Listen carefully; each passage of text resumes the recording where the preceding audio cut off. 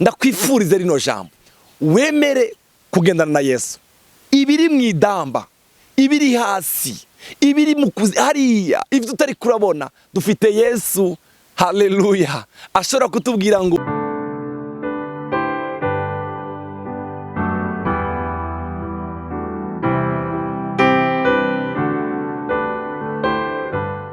Shalom shalom. Ndatewe iteka cyane kuri CANAAN TV kuganira ngo ijambo ry'Imana. Yesu abahezage. Reka dusenge. Uhoraho Mana yacu, turagukunda Mana. Turashimiye kubw'ijambo waduhaye. Ijambo ryawe rigiye kuvugwa hano hantu Mana, rikore ku mitima y'abizera. Umuntu wese aza kuryumva, rigiraho rimukura, rigiraho rimushikana mwana. Haleluya. Turafite isezerano rivuga ngo uri nyuma y'ijambo ryawe kugira ngo urishiste papa. Uri nyuma y'ijambo ryawe Mana. Umwe wese uryumva arushe aruhuke, uryumva babaye mwami asubize mu munezero, uryumva mwami yaradendebukiwe asubire kandi kongerwa mu inkomezi Mana. Urakoze kutugirira neza Mana yacu. Icubari n'amashimwe bikomeze kuba ibyawe mu izina rya Yesu. Amen. Bavukanye, ndifuza gusangira namwe ijambo ry'Imana ryanditse mu gitabo cy'abantu. Igitabo cy'abami cya 2, igice cya 6 umurongo wa 1, turageza ku murongo w'7. Harimo amajambo meza yafashije umutima wanje. Mu byukuri ndiko ndasengeramo, ndiko ndiga, nifuje gusangiza namwe. Tuyasangire namwe kandi namwe arabafasha. Umurongo wa 1 bavuga ngo bukeye abiga iby'ubuvugishwa babariya Elisa bati raba aho dutuye aratwagiye kuko nawe ubibona. Narakunze cyane bano bana babahanuzi abigira iby'ubuvugishwa. Babonye ubukene bari bafise.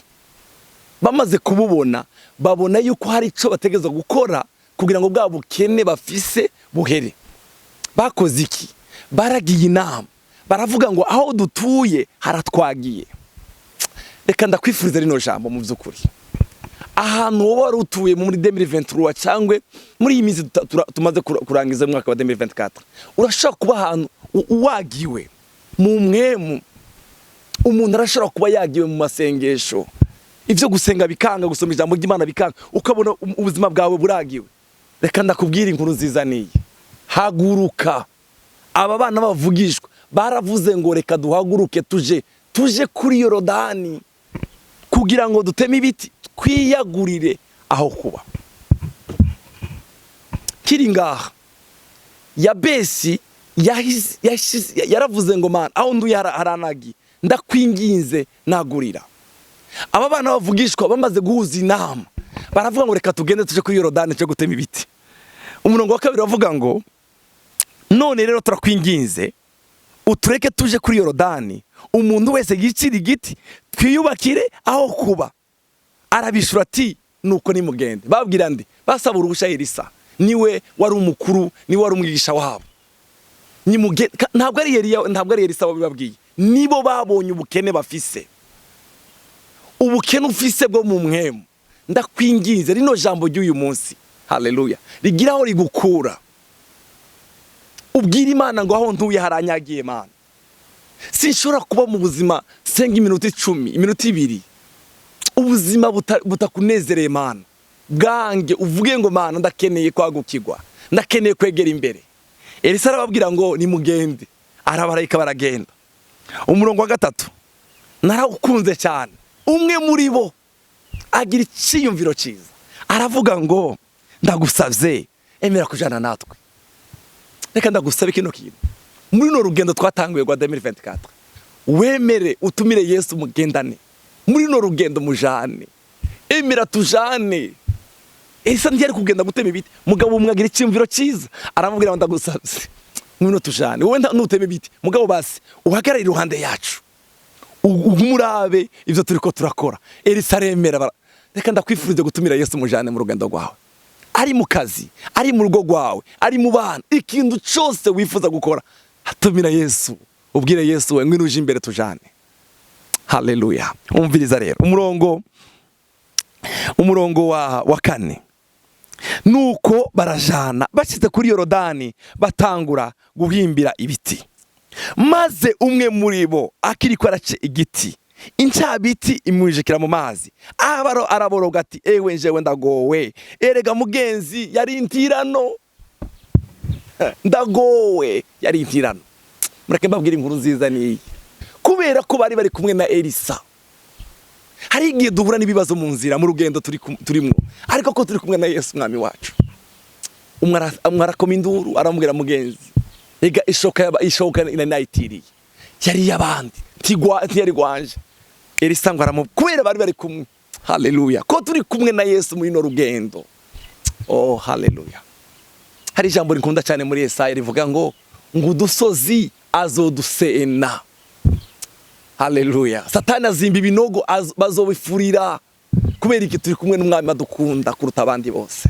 Turi kumwe n'umwami adukunda kuruta n'abandi bose. Umviriza hano inkuru nziza. Uwo muntu w'Imana aramubaza ati ikorokeye hehe? Aramwereka, araheza akigiti agiterera mu mazi. Injabiti irareremba, aramubarira ati yabira, atuma ukuboko arayikurayo.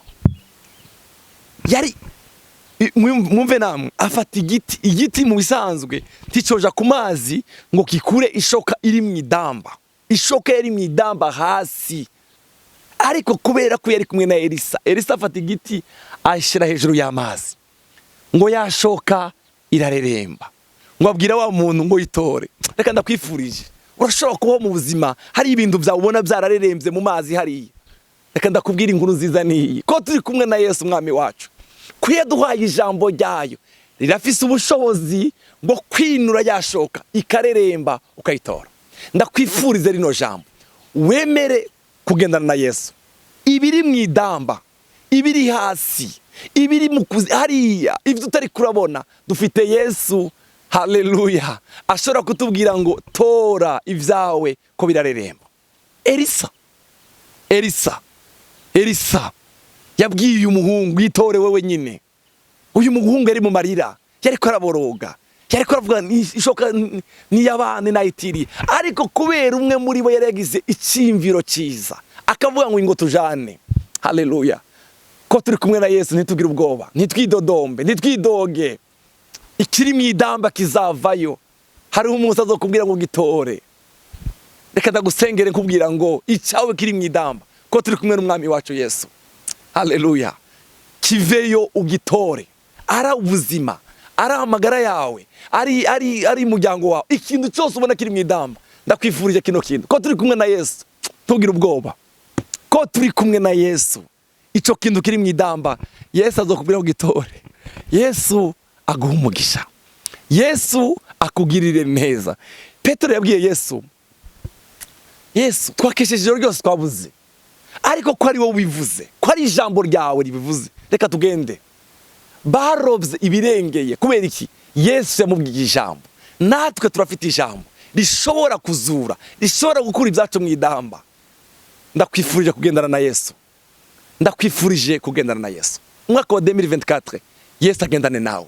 Ikintu cyose wifuza gukora mubwire Yesu ngwino tujane. Ivyibazo uzohura navyo mu nzira muri no rugendo, ko turi kumwe nawe bizotorega umuti. Ko turi kumwe nawe azokuremera ishimwe, akuremera impundu. Umwami Yesu aguha umugisha, umwami Yesu akugirire neza. Reka ndagusengere. Data mu izina rya Kristo Yesu, ni wowe twizeye Mana, ni wowe twizeye. Turifuza kwagukirwa mu masengesho yacu. Turifuza ngo twagurire Mana. Aba bana bavugishwa baravuze ngo reka tugende tuje gutema ibiti twagure. Natwe nuduha imbaraga zo kwagura Mana. Ibibanza byose turimo, ikibanza cyo gusenga, ikibanza cyo kuba mu ijambo ryawe, ibibanza byo gukorera Mana, turakeneye kwagukirwa Mana. Turakeneye kwagukirwa Mana. Muri no rugendo twatanguye, turakeneye kugendana nawe Mana. Ivyacu biri mu idamba, bizavayo kubera iki? Turi kumwe nawe. Haleluya. Ndasengeye umuntu wese arakurikirana rino jambo ryawe Mana. Ugende ukore ku mutima we, ivyiwe biri mu idamba bikureyo. Urakoze Mana. Icubahiro kibi cyawe mu izina rya Yesu mwami wacu. Amen.